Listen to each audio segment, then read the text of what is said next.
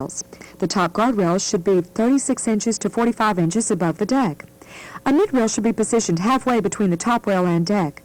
Local codes must be consulted for guardrail requirements. California requires 42 to 45 inches top rail height. Guardrail tubing is installed on the inside of the posts with right angle clamps.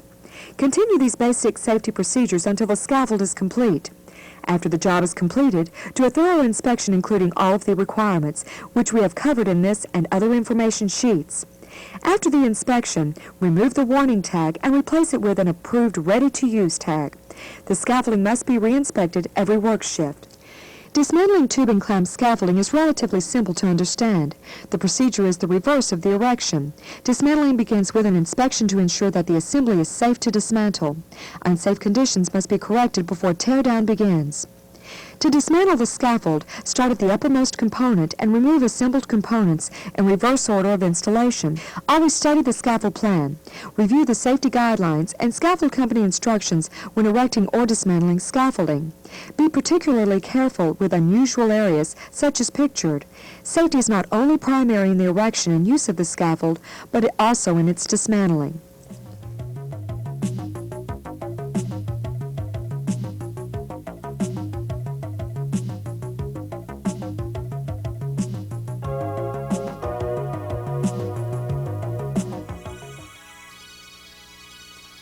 Next, we will construct the tube and clamp scaffolding. First, lay out the mud seals and base plates.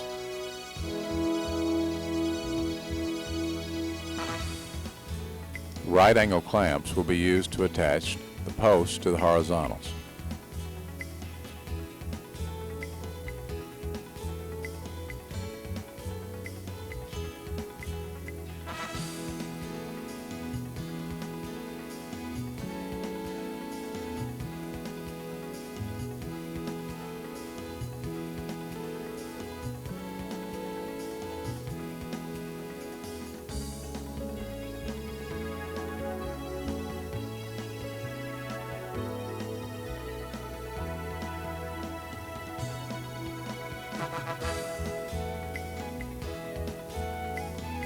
The bottom runners and bearers should be attached as close to the base as possible.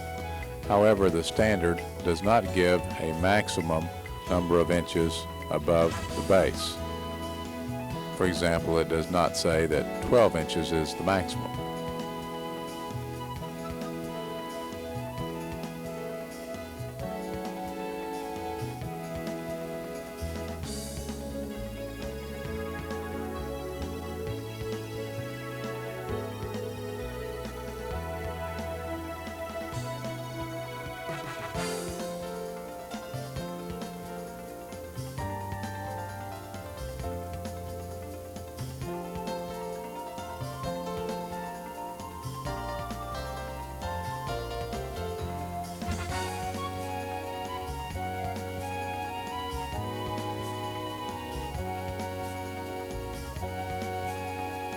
When setting up the initial horizontals, do not tighten the clamps all the way.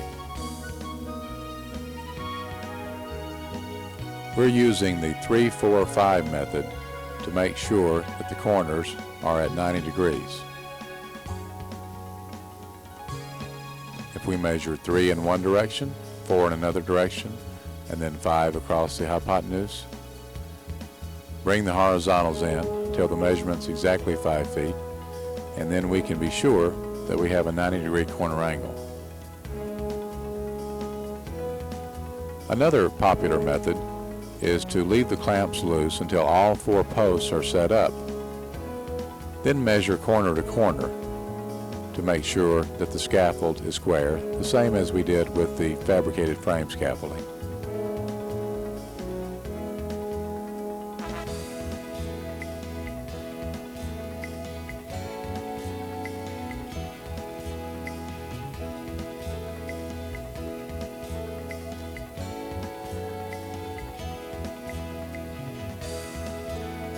Although we are being very precise with the length, the width, and the squareness of this particular scaffold, many cases where tube and clamp is used, there will be obstructions in the way. there may be a pipe rack above, and the openings in the pipe rack will dictate the placement of the tubing. So it may be impossible to make the scaffold exactly square. But that's the purpose of using tube and clamp type scaffolding.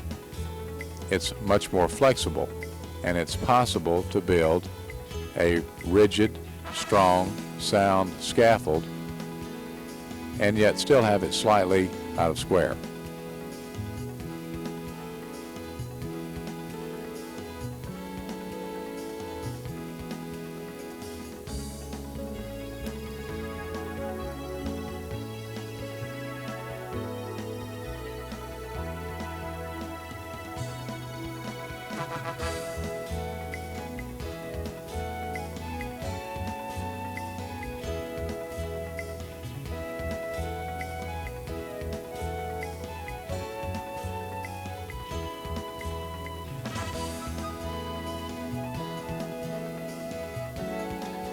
As you can already tell, this type of scaffolding is much slower to assemble than fabricated frame scaffolding.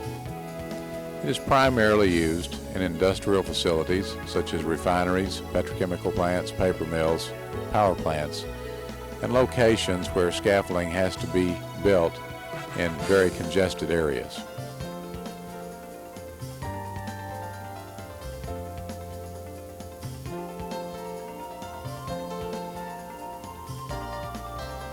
The advantage of tube and clamp scaffolding is that it can be constructed in various widths and shapes to fit the field application.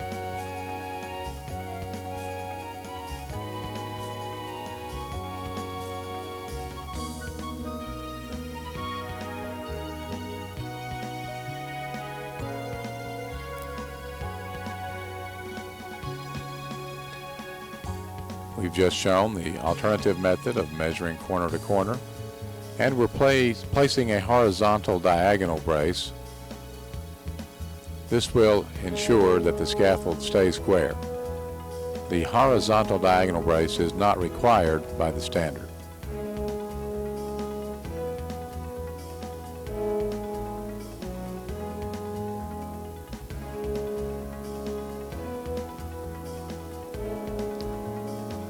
Once we've checked all the legs for plumpness, we're ready to continue.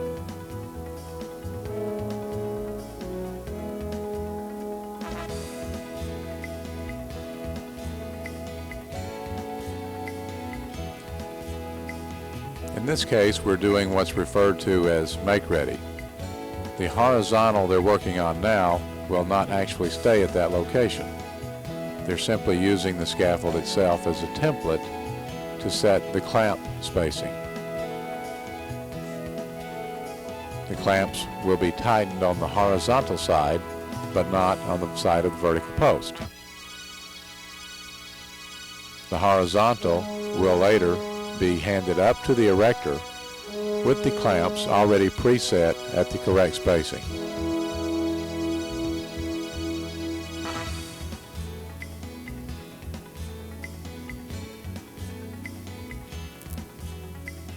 This makes it easier for the erector to keep the scaffold plumb and square, and also helps to cut down on the number of loose pieces up on the scaffold.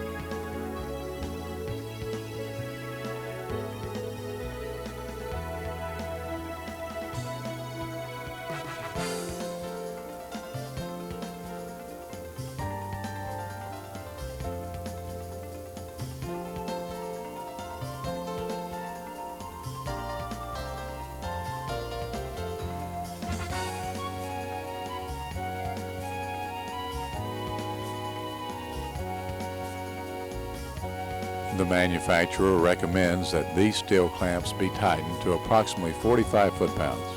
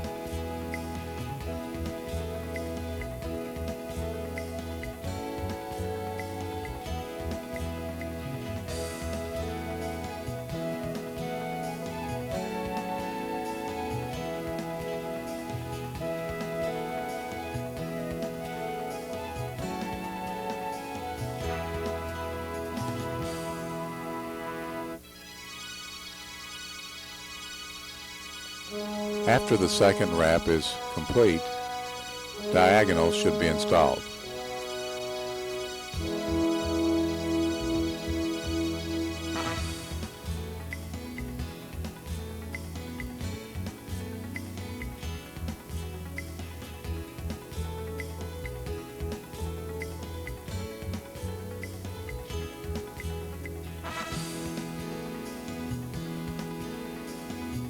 Diagonals should be used on all four sides.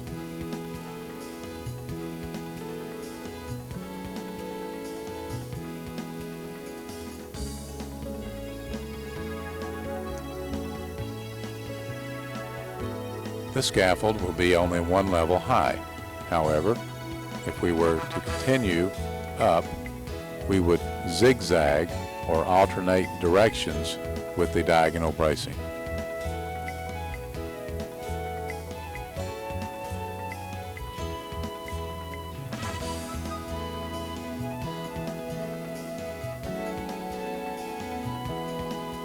This is a common type of attachable ladder.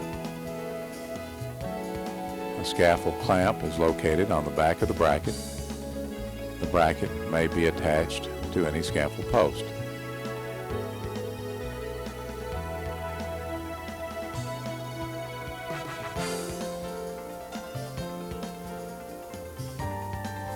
Consult your company's policy regarding fall protection for scaffold erectors.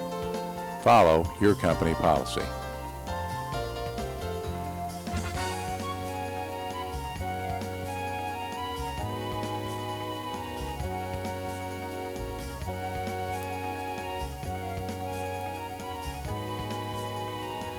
Next, the guardrails are installed.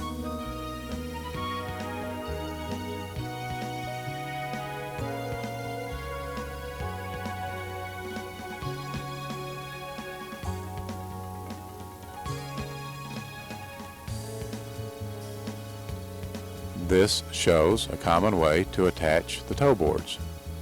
Toenails are used to secure the toe board to each plank. The toe board is cut the long way across the tops of the planks. The toe board will then abut against the post, as you see here.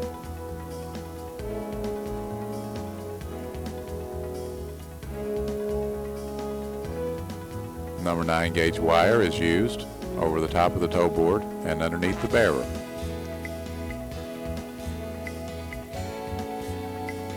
This turns the toe board into a compression member, and it's also holding the other planks down.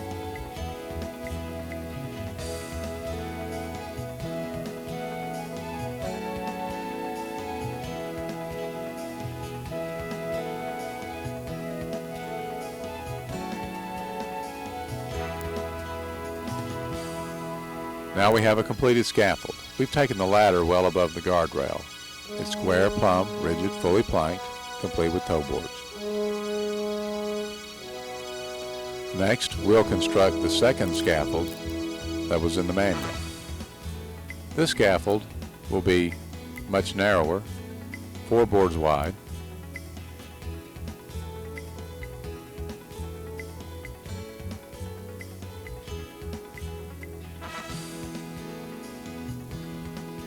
We will use the same 7-foot longitudinal spacing.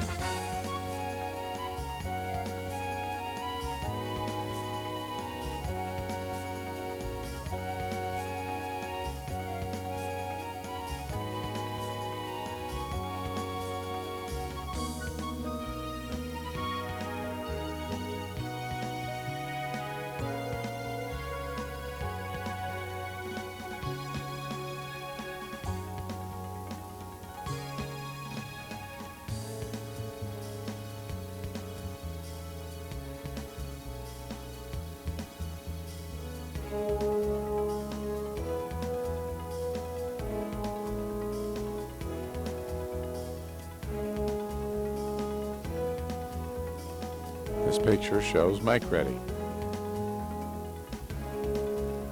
Now that the first bay is complete, we'll begin to install the diagonal bracing. The bracing on the outside face of the scaffold is called the longitudinal diagonal bracing, and the bracing on the ends across the short width of the scaffold is called the cross bracing. Next, we had to drop down this flight of steps. This shows the flexibility of tube and clamp scaffolding. It's very easy to do with tube and clamp. We don't need any special shorter frames or special size cross braces. We simply drop the post down, keep the runners level, and install some 45s.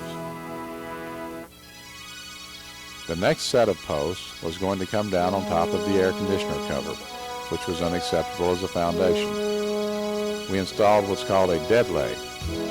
3 45s, take the load coming down the leg and transmit it to the adjacent posts. Consult your company's policy regarding fall protection for erectors. Follow your company policy.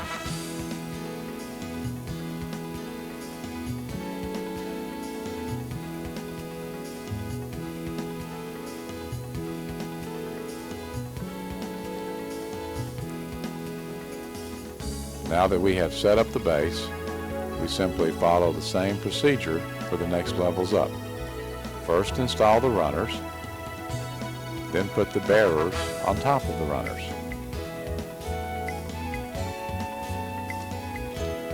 The reason for this is that if the bearers might have a tendency to slip under load, the runner clamps would back them up as a safety clamp. Here we're using a longer bearer because we're going to put a separate post on the extension of that bearer. The ladder will be clamped to this separate post, enabling us to turn the ladder perpendicular to the walkway, thus making it easier to get off and on the ladder at the top.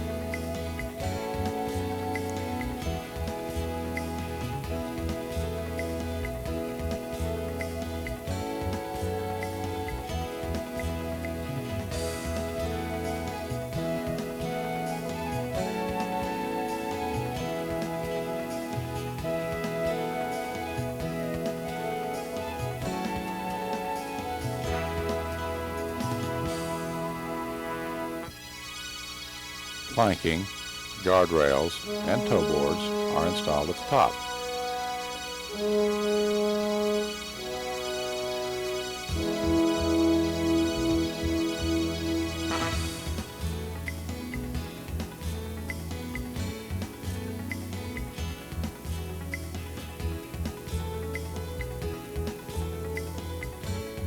Number 9 wire is used for the tension member of the tie, and a tube and clamp butter tube is installed underneath the tension member for the compression member.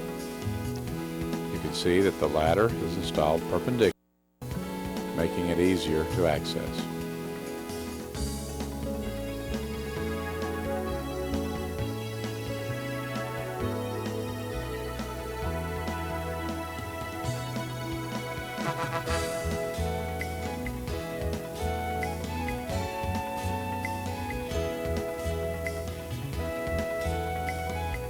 A thorough inspection should be performed by a competent person after the scaffold is completed and prior to use.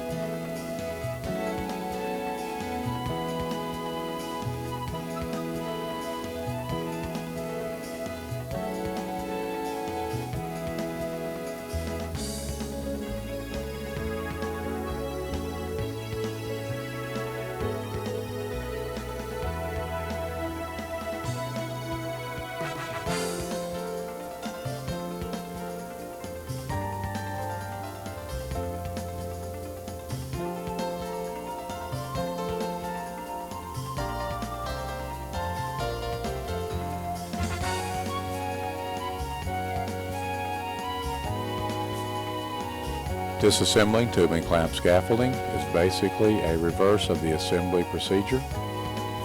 First, inspect the scaffold to make sure that there have been no changes during its period of usage. Then start at the top. Whenever you loosen a clamp or any other component, be sure to remove it completely. Do not leave it in a half-on, half-off condition.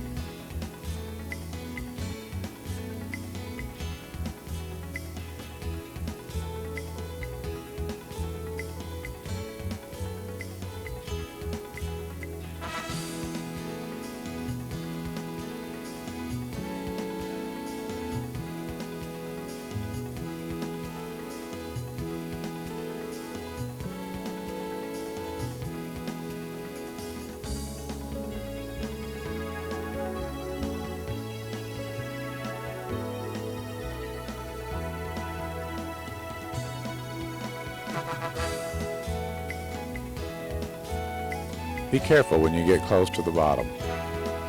It's easy to loosen the clamps on too many horizontals and accidentally leave a post standing without it being secured, in which case the post can tip over.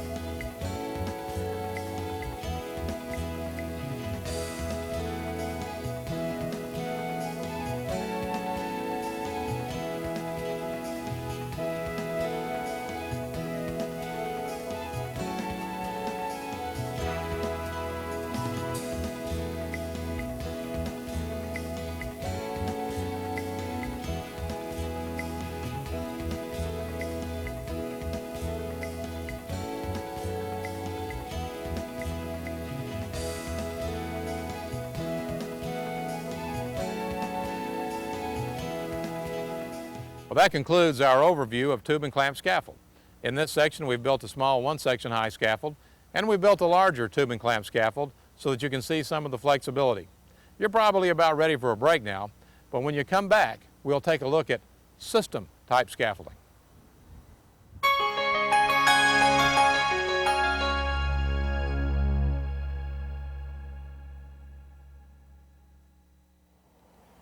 In this section we're going to talk about system type scaffolding.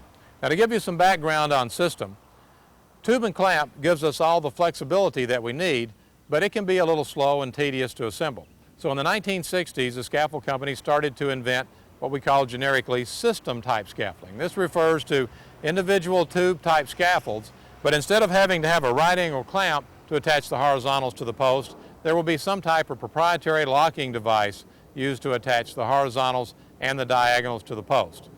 This gives us most of the flexibility of tube and clamp scaffold, but it's a lot easier to erect and assemble. Once again, we'll start off with a small 1-section high system scaffold, and then we'll construct a larger system scaffold. So follow along in your manual as we continue with the videotape. This first one that we're going to look at is one of the original ones. This one is called cup lock, and the way that it works is on the post you have these cup and cap type combinations located about every 19 inches or so up the post. The horizontals have a blade on the end, and then the blade goes into the cup, you tap it down, and then you rotate this cap around. There's a node that it'll slip over, and it acts just like a rotating wedge or a screw, and after you get the cap on, you just give it a couple of taps with a hammer. So that's the way that one goes together. This next product is called Sure Lock. It has a rosette with slots in it. They're located about every 19 inches or so up the post. And then the horizontal has a slot in the side and a captive wedge. And what we're going to do is put this slot onto the rosette, and then the wedge simply drops down through. Then we put the other side on.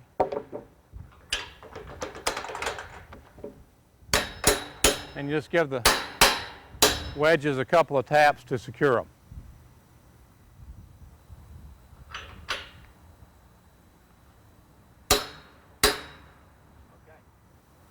This next product is called QES, and it's very similar to the last system we just looked at.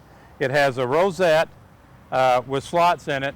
Then the horizontals have a slot in the end, and they simply slide onto the rosette, and the wedge taps down through. There are 3 or 4 brands of rosette and captive wedge type scaffolding that are very similar. This is the system scaffold that Safeway makes. It has a double ring system, and then the ends of the horizontals have a double claw that fits into the ring. The wedge, as opposed to being a vertical wedge, is driven horizontally from underneath. So you work this product from underneath. Now, to put it on, you slide this on and drive the wedge in. But to take it out, they want you to use this special hammer, and it has a single claw because there's a retaining pin that you need to push up and then pry out. So before you pry the wedge out, you want to get this hammer and push that retaining pin up and then pry it out. And then of course when you're assembling it, you simply put the horizontal on, and you're going to drive the wedge until the retaining pin drops down into place. There are some other types of system scaffolds that I don't have on display here. For example, Waco makes one called wedge lock, and the way that it works is that there are 4 U pressings centered around the post, and once again you have a captive wedge on the end of the horizontal that'll go into the U pressing, and then that horizontal can rotate at varying degrees off of each U pressing.